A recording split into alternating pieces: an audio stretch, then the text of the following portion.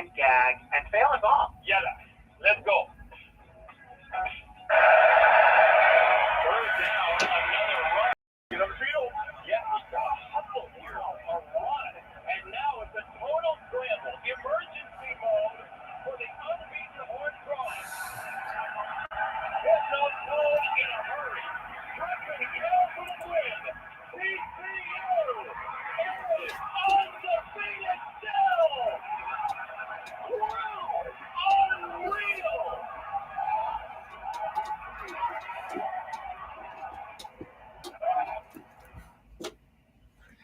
That was the call, and the TCU Horned Frogs remain undefeated and chasing their playoff hopes. Taylor MANNIX here, Greg Levinsky as well, and you know what time it is, 1 o'clock on a Monday. It's time to talk to Coach Malik Hall, former college coach, was broadcasting as well on the high school state championships this weekend, and we're talking college football with Malik Hall. Coach, how are you today? Man, what a weekend. I mean, from high school to college to NFL, man. I'm glad to be here.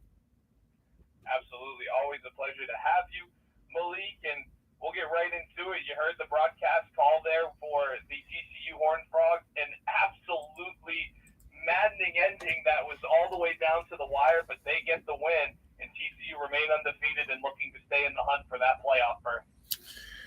Man, what a game. Hey, listen, TCU is one like that all year. For whatever it's worth, if we followed them from the very beginning where they were like sneaky winning very sneaky. Like they beat them. And so I think we're kind of enamored with the blowouts of the SECs and the high margin wins or high scoring games, but TCU executed that to perfection. Every college program on Friday and on Sundays after a win or loss Sunday, they do a shakeout and they work no time field goal. On Friday, they work no time field goal. Now, how many times you work it depending on your program, and how you interweave that into the practice script. But listen, no one was panicking. Everyone was running on. Everyone knew where they should be. Snap, block, kick, make. And TCU right now is continually to hold the line so we don't have any woe is me's in this playoff. Because right now, if everyone does what they should do, TCU is in. Yeah, I was going to bring up that in terms of TCU, they have obviously one more regular season game against Iowa State, who is kind of the bottom of the barrel in the Big Ten. So, if they hold on, they will obviously, and they win the Big Ten championship, if they beat the playoffs, Big 12 championship, they beat the playoffs. Do you view them in the same light as top dogs, or do you think they're kind of a second tier? They're in a formidable conference. They're in a BCS conference. Can they beat one of the teams in the playoff bracket? Yeah, I think they can. Are they your top tier blue blood program? No, I can't. Oklahoma should be the conversation of the Big 12, right? And so being that they're not, yeah, I understand everyone's reservation for TCU. I mean, and Andy Dalton is an NFL player who is a TCU quarterback. So, I mean, I know it's apples and oranges to some degree, but yeah, I think they are a lower tier program, but they are playing at a top tier level. And, I don't want to disrespect Iowa State because of that defense that they run and because they want to have a slug it out fast and, keep the game low scoring. So I think Iowa State is primed for an upset. But if TCU, they're going to play Iowa State in a tight game, I envision that being a 3-point game too, and because of how they're winning, I get it, but it'll be interesting to see how they match up in the playoff and see if they can keep teams to a low scoring margin and have this Dugan kid stay efficient. I mean, because that's all he's been all year is efficient. Yeah, and it's just kind of, You're right about that. Just thinking about the TCU quarterback situation too, and then just TCU. I love the Andy Dalton comparison. I'm laughing. I'm looking at Greg going, "Wow, that's actually a really great point." Like I always forget Andy Dalton was a TCU alumni, and has had. I mean, let's be honest. You can criticize him all we want, but he's had a pretty good NFL career. At least he's had some longevity in it, and obviously still starting for the Saints, who, by the way, won this weekend. Listen, so, I'm just saying. I want to talk a little SEC football though too, because obviously there were some big things that happened there. Before we get into the big drama of the week that was the SEC, I thought there was a really kind of, I guess, to kind of raise my eyebrow a little bit, and that was the 16-6 win by Georgia. Georgia remains undefeated in the SEC. They are now set the stage for what should be a great matchup on December 3rd between LSU for the SEC championship. They get Georgia Tech this week. Obviously, it was ACC, which is why they're wrapped up with conference play. What did you make of that game, though? I mean, 16-6, that was a little weird for me, but it really showed me that Kentucky was giving them everything they had after losing what was really an embarrassing loss for that program to Vanderbilt. Yeah, and yeah, man, this is college football at its best, but and more importantly, is SEC at its best. You know, matchups matter. Kentucky is okay with slugging it away defensively, and they have a playmaking quarterback who can make the play with his arm and with his feet, and that became the challenge for Georgia. Though it only resulted in a touchdown and a missed field goal nonetheless, right? So to some of it, you know, that's what you see in Kentucky and what they weren't able to get done against Georgia, on why they're not at the end of the road talking about an SEC title, unfortunately. But Georgia, they're going to run the ball. Everyone says the quarterback's the ultimate manager. So be it. There's a national championship that can go with that. And so for me, Georgia was able to withstand what I consider to be a trap game. What I consider Kentucky, they're going bowling maybe, but this was an opportunity to really boost up their status in the SEC if they was able to get a Georgia and shake the whole playoff up too. But that's not gonna happen. Yeah, man, I think Georgia they in cruise control right now into this SEC championship game. One team that I think came on and was destined for a New Year's Six Bowl and now may not be is North Carolina. What do you make of that loss? Oh, that upsets me. Oh man, unfortunately, this is what happens with teams when they start to get noticed. They were, again, TCU was sneaky, winning, and when people noticed them, they kept winning. The moment that someone noticed North Carolina and all the wins they accumulated in the ACC, and do they have a Heisman Trophy candidate? Like all of that started, and they dropped it. And to me, to Georgia Tech, who is really trying to figure out how to get Coach Jeff's juice going. And so to me, this was that moment where they could really put claim on it. Look, the May kid, he went 16 for 30. It was just a debacle. You know, I like Shabako, Junk Show, and Baku. Like, you know how we combine words. That's my whatever. I love it. Well, and let's talk a little bit more, because obviously, I mean, we mentioned the UNC loss. That was a big one. But the other one that was big was Tennessee losing to South Carolina, which has now almost set the stage for USC and TCU to be the two teams that might sneak in. USC obviously getting a big win there against UCLA. And I feel like Caleb Williams has kind of put himself now, almost inserted himself into this Heisman race with how he's been able to play over the past few weeks since that loss to Utah. Mm-hmm. What's your make of the Tennessee game? And then, of course, the UFC win as well this week.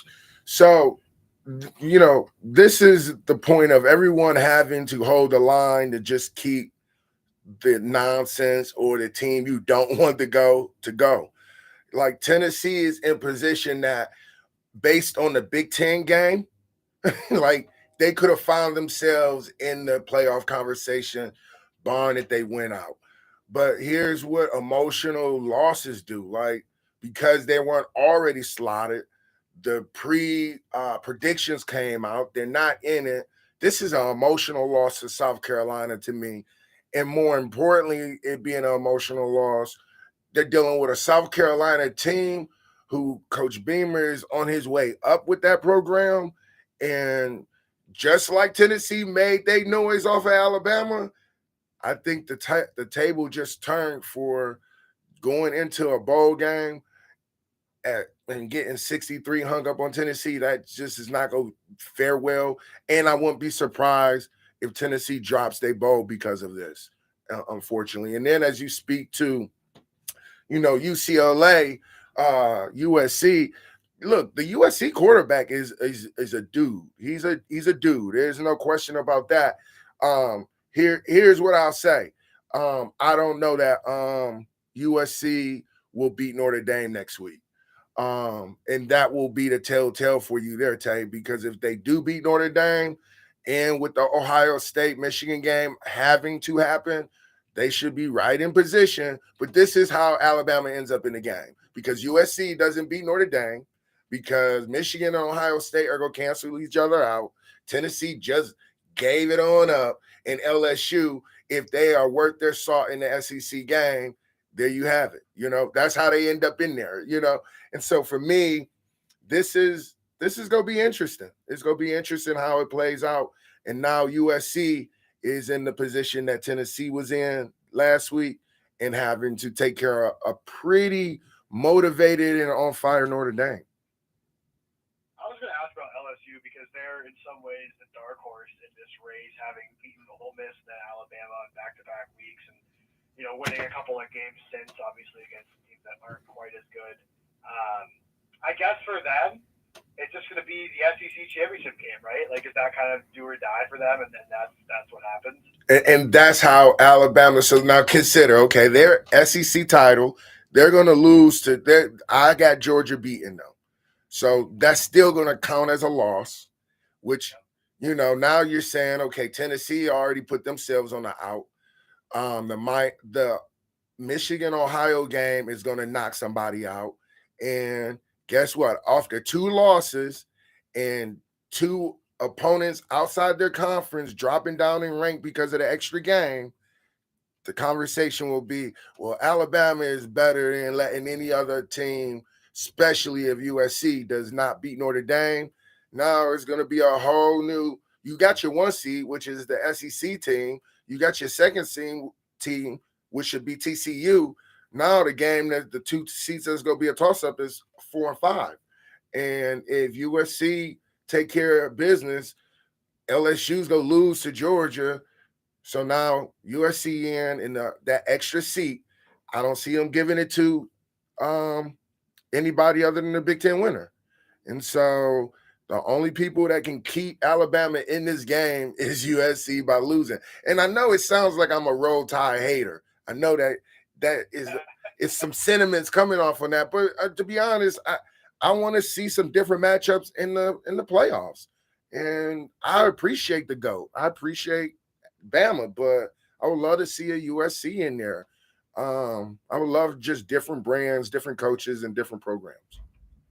Yeah, absolutely. And I know obviously Georgia might be the constant, but I mean, you're right. You could have USC, TCU, and then Michigan and Ohio State in there, and that would be a little bit of something different than what we've seen. And just looking to next week, Malik, before we kind of take it back and go local, I mean, Ohio State, Michigan, this is it. This is what everyone waits for all year in the Big Ten. It seems you have both these teams undefeated. Yeah. I think it's only happened like 3 or 4 times that both these teams have come into this game undefeated together. Where are you leaning? Who do you think's got the advantage here in this Ohio State Michigan matchup? To me, I mean, this is the game of the week. This might even be the game really of the season, depending on how things go. I agree with you, Tay. I would love I would love a defensive barn burner or a shootout barn burner. I want the most competitive game possible because I think this is important for the Michigan brand more than it is the Ohio State brand. I'm from Michigan, and so for me, I dare not say the Buckeyes will beat Michigan. Don't set me up on the air that way. But this will be a difficult task for Michigan because Corn may not play. Williams may not play. Like something is going on as they closed out that Illini game, which we talked about that was go be a hard game for Michigan to close out because it's at the end. Everyone's beat up. And sure enough, they win with a field goal. But to me, Ohio State found themselves in a barn burner with Maryland. So, and they came out of that game beat up. So I think we'll find some names that we're not familiar with that shows up in this game on the Michigan and Ohio State sideline. But yeah, I got Michigan winning it by a field goal. And I really believe if Corum doesn't play, this game is really on the shoulders of that offensive line putting it together without their Heisman running back, in my assessment. And this will be the game, if he plays, that will topple all of the other competition if they can get it done against Ohio State, because they have been winning and convincingly. Like status is they set that bar in the Big Ten as Alabama has done in recent past in SEC. But yeah, I want Michigan to get it done, but it's gonna be a tough one. Now, shifting towards some local stuff, I was interested. I know we were talking off air a little bit about the high school games that you broadcasted over the weekend. Yeah. From your perspective, as somebody who's recruited a lot of kids to colleges, were there any players who impressed you in the context of college players? Not so much guys who perform well, who may not have a college fit, but I'm curious. Yeah. Were there anyone that kind of caught your eye where you said, wow, this kid may be a Division I level player, a Division II level player, a really great D3 player? Were there anyone that kind of caught your eye? Yeah, off air, Jeff and I alluded to this. I think Maine football has more Division I athletes that are getting the recognition or notice. Look, Maine just cannot take every Division I athlete that's in the state because other people are going to recruit them. But in that particular game, the pedigree kid, Pelletier, this kid can be a Division I defensive end, Division I tight end. Sorry, I thought could be a Division I H-back. And you also had a kid on Oxford Hills team who was already committed to Bates College, a defensive lineman who, by the way, was a really good player in that game. I also thought number 77, Holden Shaw, was a dude. I think his size lends to a Division III size, but I think he can be a Division III stud.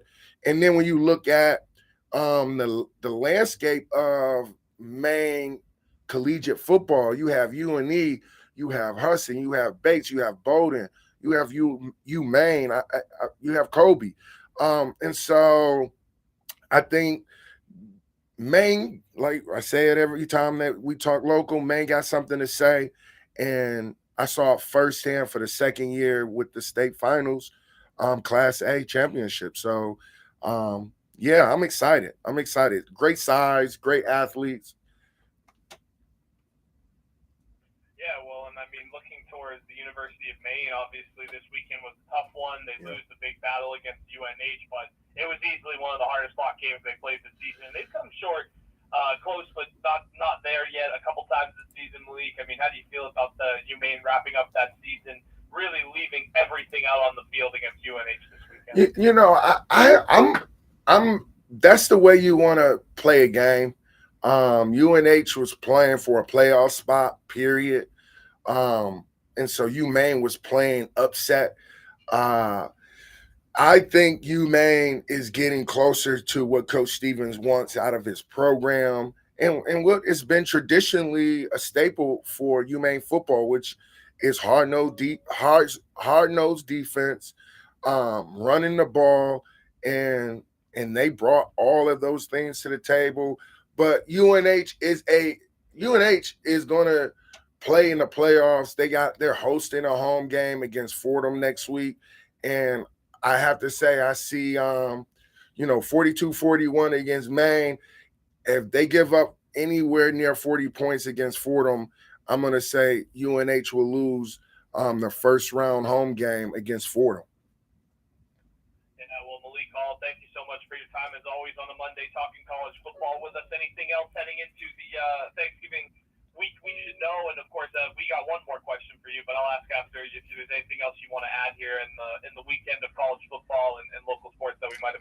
Look, the CAA playoffs, or excuse me, the CAA playoffs. You know how I sneak that in. The FCS playoffs will be a playoff to watch. So if anyone's interested, it'll be on ESPN.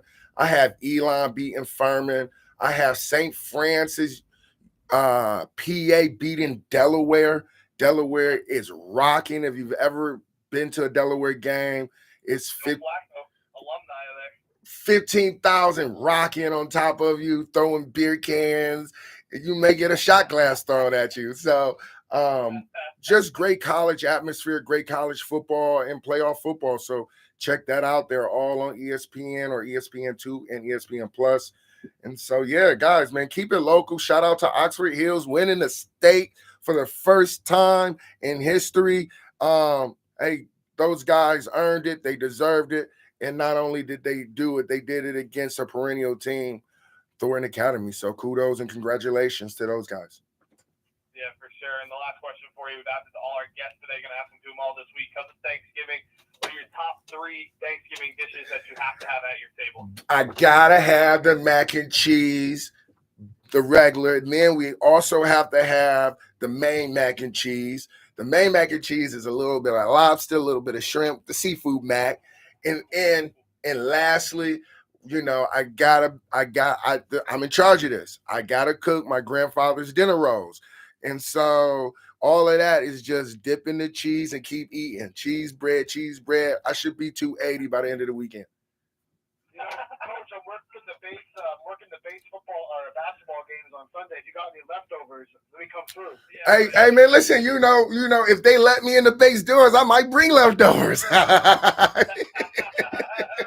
go. Thank you, Malik. I'll appreciate it as always. We'll catch up with you next Monday, and we'll be talking about your Michigan team, hopefully coming off a potential big win against those Buckeyes. No doubt, guys. And again, keep it local. Malik Hall, and I'm Taylor Mannix. Greg Levinsky across from me. CBS Sports Minute up now. We'll be back after this with more middays with Mannix. And Mannix should mention as well, the Borenstein box office will be open